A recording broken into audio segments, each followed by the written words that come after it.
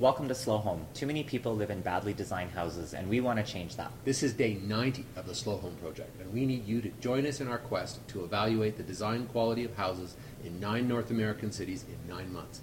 This week, we are analyzing apartment lots in Denver, Colorado, and today, everyone needs to analyze as many apartment loft projects as they can. I always get excited when we switch cities, so now that we're in Colorado and Denver, I'm really looking forward to seeing what people can come up with for the apartment lofts, and I'm hoping we get hundreds.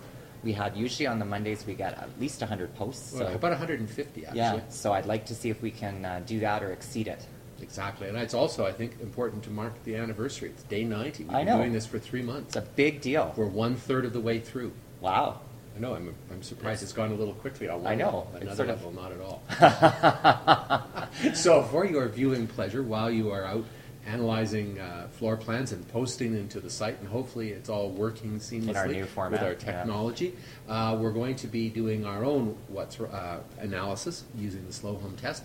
We chose 2101 on market, the Vanderbuilt Unit, to do a quick Slow Home test score. Yep. And show you what we're doing if you're new to the site.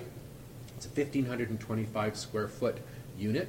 It's got a walk score of 86 out of 100. It's downtown, so it scores well in the location. Yep.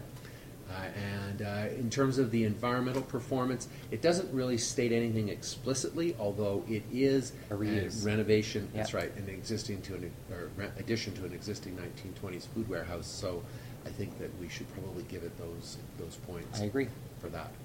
Let's have a look at the rest of the site, and we can carry on from there. There's actually a siting issue that I think is going to be interesting with this. Here's the front page, so we can see what this project looks like. And here is the site plan, or the floor plan. And the unit that we're looking at is this one right there. And what's interesting about it, that's the terrace, is that it actually is in the corner of the unit of the building. So the building actually does this. There's a series of notches or courtyards. So we've got, that's the building. So it's really internal. Yes, that's an outdoor space, and these are balconies from the other unit. So you're going to have an understanding why. First of all, you think, oh, it's great because it's big. It's it looks long big, yeah. and wide. But the reality is that only this portion of it gets windows. Now Wow. I think it's quite clever the way in which they use that little balcony there. They're trying to increase the surface area, right? Get that through. But there are, I think, some siting issues. And this is the first time we've actually come across this in the Slow Home Project, where someone standing there actually has potentially a view into the unit.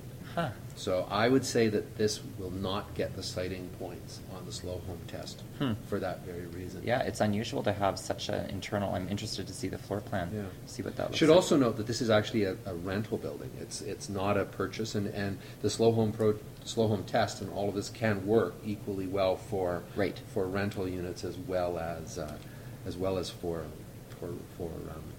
purchase projects. Right, of course. So let's have a look at the organization of this. Here we can see that we know that we've got that other unit is sitting there, and there's that other unit right there after having a look at the floor plan. I think it's really critical. It's a good example of why you would need to look at that because of the potential privacy issues right there. But just looking at the overall organization, what do you think?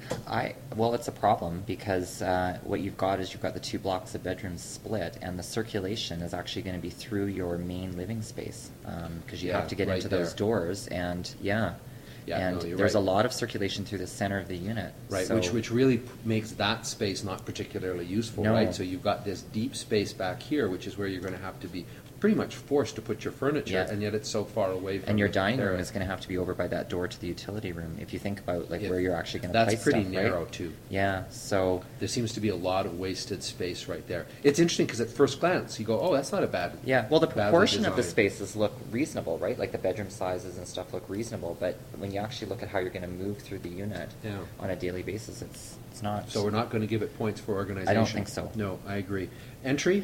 I don't like the entry because you walk right in sort of by the kitchen, and then the powder room is right there, and I don't know. It just doesn't seem to work. There's no closet. You're right by the pantry. You could do that if it had been turned like that. You could have easily had it, and I think it would have worked. So nothing for that. Indoor living, we've already talked about. No, right? Yeah, it just doesn't. It's too far back, right? Like it's cut off from.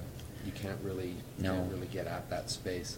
I agree. Outdoor living is quite nice. It is nice. I really like having it between those two blocks of the Yeah, bedroom. and I think That's it's a quite nice- clever with the bedroom looking out that way, and it's how you can use that. It's great space because it's to you can bring imagine natural opening light up in. all of those sliding doors and having Yeah. airflow. Like it's good. I think that's good. Kitchen.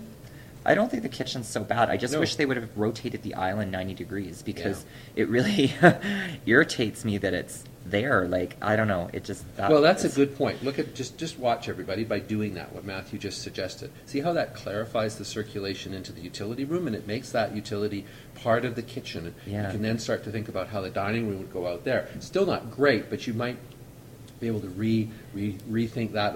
That is a bit unfortunate right there, but I Yeah. think it helps the kitchen. But at least there's the start of an idea of how you could organize the space more efficiently. Nevertheless, I think we should give it the point. I agree because Okay. it's not that bad. No.